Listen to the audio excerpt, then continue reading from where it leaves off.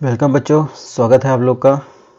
और आज हम लोग करने जा रहे हैं, हमारा लास्ट पोर्शन है वर्क एनर्जी पावर यूनिट में, जिसमें हमारे पास बचे हुए 2 टॉपिक हैं जिनको हम थोड़ा सा डिटेल में देखेंगे यहाँ पर। तो जो टॉपिक आ रहा है हमारे पास नेक्स्ट, दैट इज़ पावर। कैसे डिफाइन करते हैं हम पावर को? सिंपल डेफिनेशन है, it is defined as the rate of work done by the body. ये जो टर्म रेट है, रेट का मतलब होता है अपॉन में टाइम रखना है, कितना वर्क बॉडी करती है, कितने टाइम में करती है, रेशो कर देंगे, वर्क डन मिल जाएगा। उसको हम नए फॉर्मूले में कन्वर्ट कर रहे हैं। फोर्स और डिस्प्लेसमेंट का डॉट प्रोडक्ट है वर्क डन का एक्सप्रेशन। टाइम अपनी जगह पर, फोर्स को हटाया है तो डिस्प्लेसमेंट अपॉन टाइम को हमने वेलोसिटी में कन्वर्ट कर दिया। तो एफ वेक्टर और वी वेक्टर का डॉट प्रोडक्ट है। ऐसा भी आप पावर को डेफिनेशन में डिफाइन कर सकते हैं। ऐसा यूनिट जूल पर सेकेंड मेन फॉर्मूले से, जिसका दूसरा नाम है वाट, और ये स्केलर क्वांटिटी होती है जैसा कि डॉट प्रोडक्ट से पता चल रहा है। अदर यूनिट्स ऑफ पावर में देखें तो कुछ प्रैक्टिकल यूनिट्स हमारे पास आती हैं, जैसे किलोवाट, तो 10⁻³ वाट इसकी वैल्यू है। मेगावाट 10⁻6 होगा। हॉर्स पावर 746 वाट के फॉर्म में होता है। तो ये पावर का हमारा एक्सप्रेशन है, इसको आप नोट कर लेंगे। सिंपल क्वेश्चंस हमें इस पे मिलते हैं, इतने ही फॉर्मूले पर बेस्ड होंगे बस ये। नेक्स्ट बढ़ाते हैं आगे। नेक्स्ट हमारा सेगमेंट आ रहा है, आखिरी सेगमेंट है हमारे यूनिट का, कोलिजन। कोलिजन बोलते हैं, actually it is a process और event in which 2 or more bodies exert relatively strong force on each other for very short time। बहुत कम टाइम के लिए जब 2 या उससे ज़्यादा बॉडीज़ एक दूसरे पर स्ट्रॉन्ग फोर्स लगाती हैं तो बोलते हैं वहाँ जो इवेंट हुआ है उसी को कहते हैं कोलिजन। जनरल एग्जांपल हैं जैसे कोलिजन ऑफ व्हीकल्स, बहुत जल्दी हो जाता है, टाइम नहीं मिलता। बिलियर्ड बॉल्स, गैस मॉलिक्यूल्स, इन सब के कोलिजन को हम कोलिजन कैटेगरी में ही लेते हैं। इसमें इंपॉर्टेंट बात क्या है, कोलिजन के लिए physical contact is not necessary. अब ये लगता है कि ये कैसे हो सकता है, तो बेसिकली गैस मॉलिक्यूल्स या अल्फा स्कैटरिंग एक्सपेरिमेंट अगर आपने पढ़ा है तो वहाँ पर ये बात समझाई जाती है कि यहाँ पर फिजिकल कांटेक्ट के बिना भी गैसियस पार्टिकल्स एक दूसरे पर फोर्स लगाते रहते हैं, इलेक्ट्रिकल फोर्सेस लगते हैं यहाँ पर, जिसके लिए फिजिकल कांटेक्ट होना ज़रूरी नहीं है। हाँ, ये ज़रूर है कि ये कंडीशन हमें जनरली माइक्रोस्कोपिक लेवल पर मिलती है, बट ये हमारी कंडीशन है that physical contact is not necessary for the collision. 2 category आती है हमारे पास कोलिजन की। Number 1 is elastic collision and number 2 is in elastic collision. जो मेजर डिफरेंस है दोनों में वो ये है कि elastic collision is that in which kinetic energy remains conserved, जबकि इन इलास्टिक कोलिजन में kinetic energy, it is the collision in which kinetic energy of the colliding bodies is lost. इसको हम लिखेंगे इज लॉस्ट। यहाँ पर loss हो जाता है काइनेटिक एनर्जी का, तो पहले में काइनेटिक एनर्जी इज कंजर्व्ड और यहाँ पर काइनेटिक एनर्जी इज लॉस्ट, यानी कि नॉट कंजर्व्ड। बाकी 2 कॉमन रूल हैं, momentum and total energy conserved रहती हैं, तो ये हमारे पास दोनों में कॉमन रहेगा। यहाँ जैसे collision of gas molecules, collision at microscopic level, ये सब हमारे इलास्टिक कोलिजन में आते हैं, और जो प्रैक्टिकल कोलिजन्स हैं वो हमारे सारे के सारे इन इलास्टिक कोलिजन में बनते हैं, जैसे कि billiard balls, carrom coins, vehicles या हैमर स्ट्राइकिंग, कहीं पे भी किसी भी कोलिजन को आप ले सकते हैं। अब कोलिजन इलास्टिक है या इन इलास्टिक है, कोई भी कोलिजन आपके सामने आता है तो आप उसे कैसे वेरीफाई करेंगे कैटेगरी वाइज, तो उसके लिए हमारे पास कॉन्सेप्ट है कोएफिशिएंट ऑफ रेस्टिट्यूशन या रेजिलियंस का, जो एक ऐसा फैक्टर है जो बताता है degree of elasticity of the collision. Collision की इलास्टिसिटी की डिग्री क्या है? बेसिकली इसका मैथमेटिकल फॉर्मूला है relative velocity after collision divided by relative velocity before collision, या हम इसको ratio of relative velocity of separation to relative velocity of approach भी कहते हैं। यहाँ पर बोला जाता है अगर परफेक्टली इलास्टिक कोलिजन है तो उसमें ई की वैल्यू 1 होनी चाहिए, परफेक्टली इन इलास्टिक के लिए ई की वैल्यू 0 होनी चाहिए।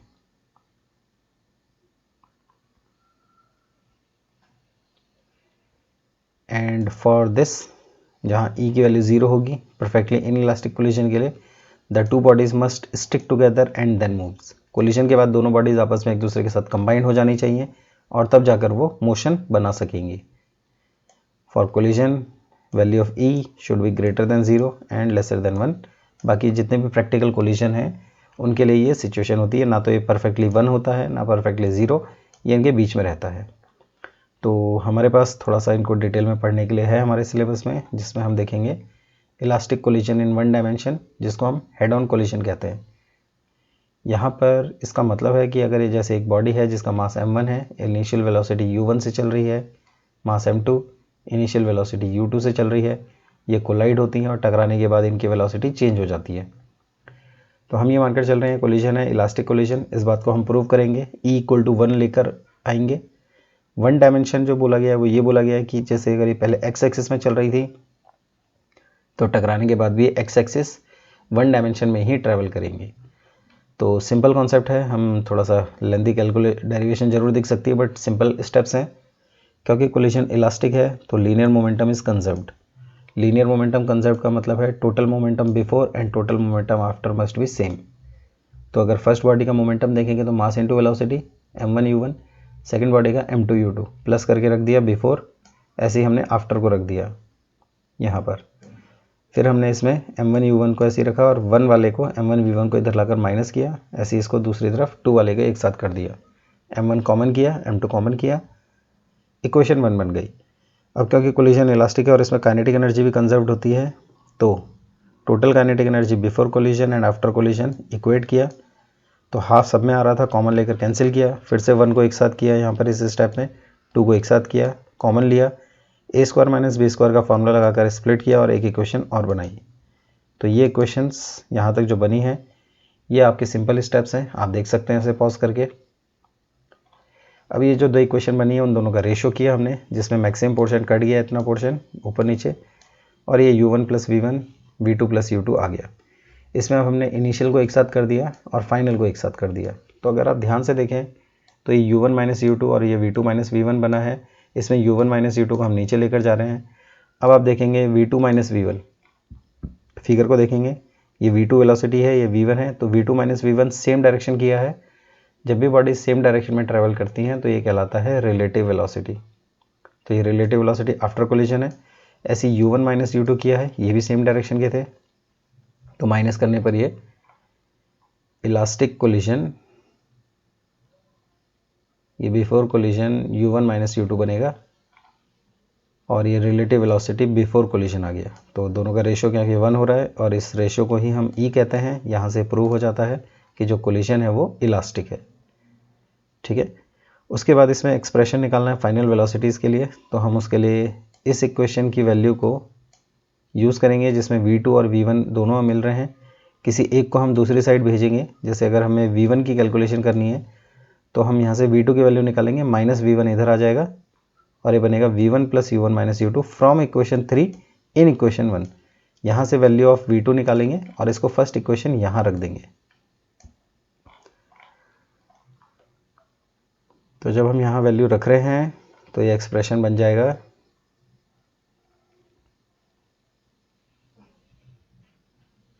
v2 is equals to v1 plus u1 minus u2। इसको हमने इक्वेशन में रखा है, इक्वेशन में रख के ये एक्सप्रेशन सॉल्व किया है, मल्टीप्लाई कर देना है, जो कंबाइन हो सकते हैं उन्हें कंबाइन करेंगे और v1 वाले एक्सप्रेशन को एक साथ ले आएंगे, v1 कॉमन ले लेंगे इसमें से और फिर v1 को सेपरेट करते हुए इक्वेशन लिखेंगे, तो ये हमारा एक्सप्रेशन बन जाएगा।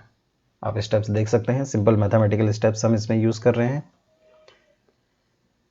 बिल्कुल इसी तरह से v2 के लिए जब निकालेंगे तो इस बार हमारा answer v1 equal to something expression बनेगा और फिर से इसको यहाँ पर करना है, आप देख सकते हैं। तो ये हमारा फाइनल फॉर्मूला आ गया। उसके बाद न्यूमरेटर को, जो डिनोमिनेटर एक्सप्रेशन है वो हम दो पार्ट में अलग स्प्लिट कर दे रहे हैं ताकि स्प्लिटेड फॉर्म में हमें मिल सके फॉर्मूला यहाँ और यहाँ। आप देख सकते हैं ये वाला जो स्टेप आया है, ये वाला स्टेप ये इसके बाद आया जब हमने m1 प्लस m2 को इधर और इधर दोनों पार्ट में सेपरेटली स्प्लिट कर दिया है। इसी तरह से ये भी है, सिंपल मैथमेटिकल स्टेप्स हैं, थोड़ा सा इसको ध्यान से देखेंगे आपको पता चल जाएगा। तो ये था हमारा इलास्टिक कोलिजन। अब हम देखेंगे in elastic collision in one dimension. तो इन इलास्टिक कोलिजन ये भी हेड ऑन है, हेड ऑन मतलब सेम डायरेक्शन में ही ट्रैवलिंग होगी। तो बिफोर, आफ्टर और ड्यूरिंग ये सिचुएशन फिगर बना हुआ है। यहाँ पर बस ये है कि क्योंकि इन इलास्टिक कोलिजन है तो सिर्फ लीनियर मोमेंटम कंजर्व ले सकते हैं, तो यहाँ पर हमें एक ही इक्वेशन मिलेगी और इस एक इक्वेशन से हम सिर्फ एक ही वेरिएबल सॉल्व कर सकते हैं, बस इतना ही होगा। इसी में एक स्पेशल केस बनाएंगे परफेक्टली इन इलास्टिक कोलिजन। तो यहाँ क्या होगा, ये दोनों बॉडीज़ जनरल कोलिजन में टकराने के बाद अलग अलग मूव करती हैं। परफेक्टली इलास्टिक के लिए नेसेसिटी है for perfectly in elastic collision 2 bodies must stick together after collision. तो ये स्टिक हो गई, चिपक गई हैं एक दूसरे से। अब ये वेलोसिटी v के साथ कॉमन वेलोसिटी के साथ ट्रेवल कर रही हैं। तो लीनियर मोमेंटम का फॉर्मूला लगाया हमने, total momentum before collision is equals to total momentum after collision, m1u1 plus m2u2 is equals to m1v plus m2v। v common कर लिया और कॉमन वेलोसिटी आ गई। अब हमें पता है क्योंकि ये इन इलास्टिक कोलिजन है तो इसमें काइनेटिक एनर्जी कंजर्व नहीं होती। अगर काइनेटिक एनर्जी कंजर्व नहीं होती तो इसका मतलब वो लॉस होती है। तो वो लॉस हुआ है कि नहीं उसको निकालने के लिए हम क्या कहेंगे, बिफोर कोलिजन टोटल एनर्जी निकाल लो, आफ्टर कोलिजन टोटल एनर्जी निकाल लो और दोनों का डिफरेंस कर दो। तो लॉस ऑफ काइनेटिक एनर्जी होगा टोटल काइनेटिक एनर्जी बिफोर, दोनों बॉडीज़ की काइनेटिक एनर्जी का सम किया, आफ्टर वेलोसिटी v कॉमन था ये रखा, v वेलोसिटी जो कॉमन फार्मूला था वो रखा हमने यहाँ से ऊपर से, और उसके बाद इसको थोड़ा सा एक्सपेंड किया। अब हम दोनों का डिफरेंस करेंगे। फाइनल माइनस इनिशियल कर रहे हैं तो फाइनल माइनस इनिशियल में वैल्यू सब्सटीट्यूट की, हाफ सब में था तो कॉमन किया, बाकी का एक्सप्रेशन जो आया था आप देखेंगे इसको थोड़ा सा पॉज करके। एलसीएम लिया है, एलसीएम लेके मल्टीप्लाई किया है, एक्सपेंड किया है, माइनस ब्रैकेट को ओपन किया है, जो कैंसिल हो सकता था एक्सप्रेशन को कैंसिल किया, जो कॉमन आ सकता था m1 m2, ये लास्ट स्टेप में m1 m2 को कॉमन लिया। तो अंदर जो इक्वेशन बची है विद माइनस साइन लिया। आप ध्यान देना ये वाला पोर्शन में से हमने माइनस साइन भी निकाला है यहाँ पर बाहर। ये माइनस साइन बाहर निकाल के जो फॉर्मूला बन रहा है ये बन रहा है u1 माइनस u2 का होल स्क्वायर, ब्रैकेट में है m1 m2 upon m1 plus m2 plus half. तो अगर आप देखेंगे तो इतना एक्सप्रेशन पूरा पॉजिटिव है, हाफ पॉजिटिव, मासेस पॉजिटिव और वेलोसिटी का डिफरेंस है, लेकिन ये स्क्वायर है इसलिए भी पॉजिटिव और बाहर से माइनस आ रहा है। इसका मतलब जो डेल्टा के ई है उसमें E2 minus E1 expression negative आया है। इसका मतलब E2 must be lesser, E1 must be greater, यानी कि बाद की kinetic energy, total kinetic energy कम हो गई। It means kinetic energy is lost. इससे हमने प्रूव कर लिया है। तो इसे भी आप थोड़ा सा डिटेल में देखेंगे, ज़रूर समझ में आएगा। मैथमेटिकल इक्वेशंस का ही सॉल्यूशन है, सिंपल। और उसके बाद आता है इलास्टिक कोलिजन इन 2 डायमेंशन। 2 डायमेंशन का कॉन्सेप्ट क्या है, पहले की तरह अगर आप इस फिगर को थोड़ा ध्यान से देखें तो इस फिगर में हमारे पास m1 m2 u1 u2 before collision टकराते हैं और टकराने के बाद अब ये x डायरेक्शन में ट्रैवल नहीं करेंगे बल्कि x और y दोनों में प्लेन में मूव कर रहे हैं, इसीलिए हम इसको 2 डायमेंशन कह रहे हैं। ओब्लिक कोलिजन कहने का भी रीज़न यही है। तो यहाँ पर क्या हुआ, कोलिजन के बाद m1 v1 वेलोसिटी से थीटा एंगल पर और m2 v2 वेलोसिटी से फाई एंगल पर ट्रैवल करने लगे। तो v1 को थीटा एंगल पर देखेंगे तो v1 cos थीटा और v1 sin थीटा। ऐसे v2 को अगर हम फाई एंगल पर देखेंगे तो v2 cos फाई और v2 sin फाई। ये हमारा एक्सप्रेशन बना है। अब यहाँ पर क्योंकि कोलिजन इलास्टिक है तो काइनेटिक एनर्जी तो कंजर्व होगी। बिफोर की काइनेटिक एनर्जी और आफ्टर की काइनेटिक एनर्जी टोटल इक्वेट कर दिया, हाफ कॉमन लेकर कैंसिल किया, तो सिंपल इक्वेशन हमारे पास आ गई। एक इक्वेशन ये बन चुकी है।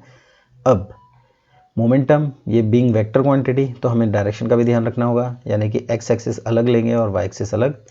तो एक्स एक्सिस में हम कहेंगे total momentum before collision along x axis is equals to total momentum after collision along x axis. Along x axis अगर बिफोर देखेंगे तो m1 u1 राइट डायरेक्शन में है, m2 u2 राइट डायरेक्शन में है, दोनों को ऐड कर दो। लेकिन जो एक्स एक्सिस में v1 का कंपोनेंट है वो सिर्फ v1 cos थीटा है। तो m1 into v1 cos theta, ये ध्यान देंगे, m1 into v1 cos theta x axis का मोमेंटम होगा और m2 v2 cos फाई दूसरी बॉडी के लिए एक्स एक्सिस का मोमेंटम। तो उसी बात को हमने यहाँ लिखा है m1 into v1 cos theta plus m2 into v2 cos phi. इसी तरह से y एक्सिस की बात करेंगे, बिफोर एंड आफ्टर इक्वेट करना है। तो आप देख लीजिए दोनों बॉडीज़ y एक्स एक्सिस में ट्रेवल कर रही है, यानी कि y वेलोसिटी का कंपोनेंट नहीं है, यानी कि y का मोमेंटम इनका ज़ीरो है इनिशियल वाला। तो ये हमने ज़ीरो रख दिया, इनिशियल मोमेंटम ज़ीरो रख दिया। लेकिन फाइनल की बात करेंगे तो फाइनल में m1 का y एक्सिस का कंपोनेंट है v1 sin थीटा, तो m1 v1 sin थीटा और दूसरी बॉडी के लिए है m2 v2 sin फाई। लेकिन दोनों अपोजिट डायरेक्शन में, x में सेम डायरेक्शन में थे, ऐड किया था, y में अपोजिट डायरेक्शन में है तो माइनस करेंगे और ये फॉर्मूला बन जाएगा m1 v1 sin theta minus m2 v2 sin phi. Minus उठा के इधर लाएंगे, तीसरी इक्वेशन हो गई। तो 3 इक्वेशन यहाँ हमें मिल रही हैं, 4 वेरिएबल हैं इसमें। तो 4 वेरिएबल v1 v2 थीटा और फाई में से कोई भी 3 हम कैलकुलेट कर सकते हैं अगर एक हमें पहले से पता हो तो ये हमारी डेरिवेशन इतने पर ही सॉल्व होती है। और इसी के साथ हम इस यूनिट को कंप्लीट करते हैं। हमारी ये यूनिट कंप्लीट हो गई है, वर्क एनर्जी पावर। अच्छे से इनके टॉपिक्स को आप रिवाइज करें। जो टॉपिक समझ में नहीं आया आपको फर्स्ट टाइम में, उसको दोबारा से ज़रूर पीछे जाकर वीडियो को देखें, आपको अच्छे से समझ में ज़रूर आएगा। बाकी मिलेंगे आपसे अगली क्लास में, लेकर आएंगे आपके पास नए कॉन्सेप्ट दूसरी यूनिट के। वो सब हम देखेंगे अगली क्लास में। Till then take care, good bye.